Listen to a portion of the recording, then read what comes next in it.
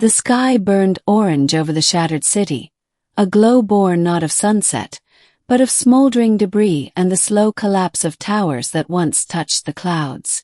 I stepped over a cracked walkway, boots crunching through glass and polymer fragments as the distant thrum of drones echoed in the smoke-choked air.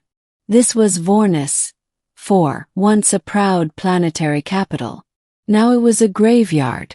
I had come here searching for survivors, anyone who'd missed the evacuation shuttles before the Empire withdrew and the rebel machines descended. I wasn't a soldier anymore. I'd left that life behind. But I still knew how to patch a wound, lift rubble, and carry a body. And sometimes that was enough to save a life. So when I heard a faint, strangled breath beneath a collapsed archway, I froze. Another exhale. Struggling. "Hold on," I called. "I'm coming to you."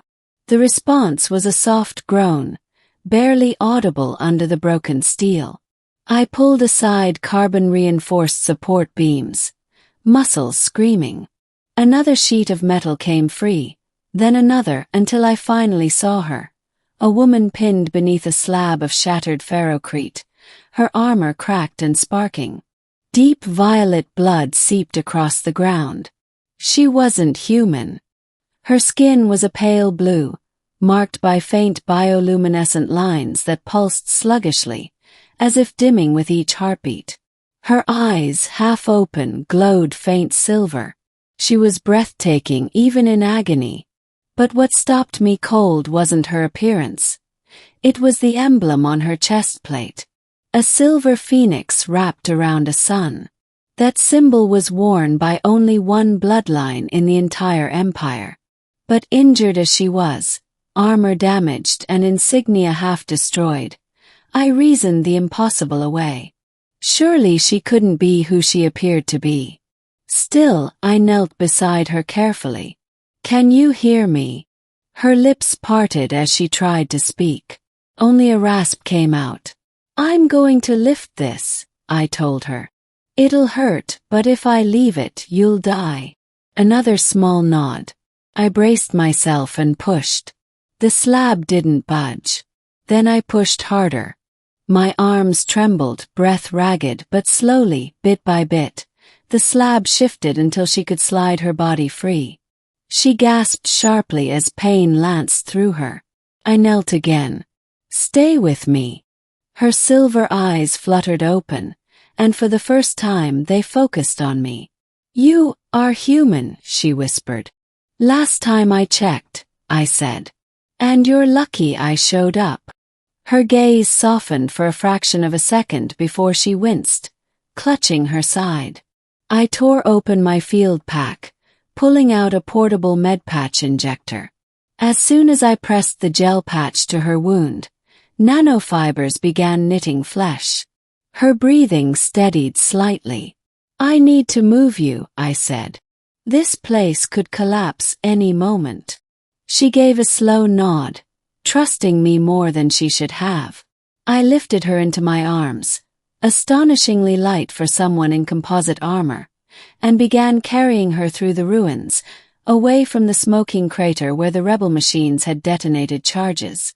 She shifted weakly against my shoulder. "Why help me?" "Because you're alive," I said. "And that's enough." Her fingers curled faintly into my shirt, as if clinging to the answer. Middle. By the time I reached the shelter of a half-collapsed transit station, the sun had dipped low, and the machine scanners were sweeping the skyline again. I set her down gently on a stabilized platform. She tried to sit up but winced. "Your world is not part of the Empire. Why risk your life?" "I'm not from this world," I said quietly. "Just a contractor who didn't evacuate in time." She blinked, studying me with a sharpness returning to her gaze. "You stayed to help strangers. Someone has to." A silence settled between us, heavy, thoughtful. Finally she said, "What is your name, human?" "Eric." Her lips parted slightly. "Eric," she repeated, as if testing the shape of it. I am. She hesitated. You don't have to tell me, I said. Not until you're safe. But she exhaled slowly, as though weighed by a burden too long carried alone. My name is Serenia Valoris. The name hit me like a shockwave. Serenia Valoris, the heir to the imperial crown. The only daughter of Empress Kareth. The one whose disappearance had fueled rumors of rebellion, assassination attempts, and political collapse. All this time, the Empire had been searching for her, and I had just pulled her out of a pile of rubble. My heart kicked painfully in my chest. You're the princess. A faint, exhausted smile touched her lips. Was it the emblem that betrayed me? You're kidding, right? That emblem is on half the propaganda posters in every imperial port. Her dimly glowing eyes softened. Then I owe my life to a man who knows exactly who I am. I didn't, not until now. But you know now, she said, voice quiet but steady. And you still treated me as any other wounded soul. Royal blood doesn't change the fact that you were dying.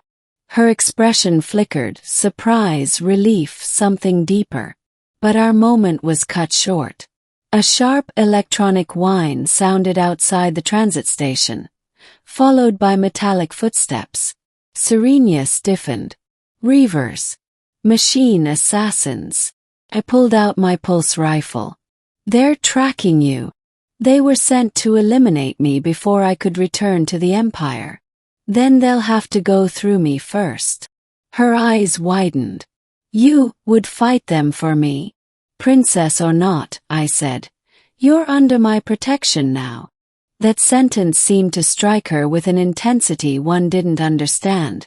Something almost emotional. But I didn't have time to think about it. The first reaver burst through the broken wall, red sensor sweeping. I fired 3 rapid shots, dropping it before it could register Serenia's heat signature. Another climbed through the rubble, metal claws slicing the air. I ducked, rolled, fired again. 2 more. They kept coming. Serenia struggled to sit upright, hands glowing faintly with bioluminescent energy. Eric! Pull them toward me. What are you? But then she unleashed a burst of shimmering force, a wave of concentrated biokinetic power that shattered 3 reavers instantly. Even injured, she was formidable. I covered her, firing precision bursts until the remaining machines collapsed in smoking heaps. When silence finally fell, she slumped back, trembling from exertion. I knelt beside her, breathing hard. Hey, stay with me. Her hand found mine, weak but warm. You risk too much for someone like me. For someone alive, I corrected again. Her eyes softened in a way I couldn't quite name. As night fell, we set up a small camp in the transit station's old maintenance room. I sealed the door with a plasma weld and placed heat charges to mask our energy signatures. Serenia sat against the wall, wrapped in my thermal jacket. The glow in her skin was steadier now, though dim. You saved me twice today, she said quietly. You saved me too. That blast could have taken me apart. A faint smile touched her lips. You have courage, Eric. Many humans do. But yours feels different. I wasn't sure how to answer that. So instead I asked, how did you end up alone out here? Her gaze lowered. A betrayal from within my own guard. I escaped the ambush, but my ship was shot down. I landed here, alone, hunted and wounded. That explains the reavers. They will not stop, she murmured. Not until they present my body to the ones who sent them. I frowned. Then we get you out of here. Her silver eyes lifted to mine. Eric, you owe me nothing. Maybe. But I'm not leaving you here. She studied me for a long moment. Then softly she said, Why?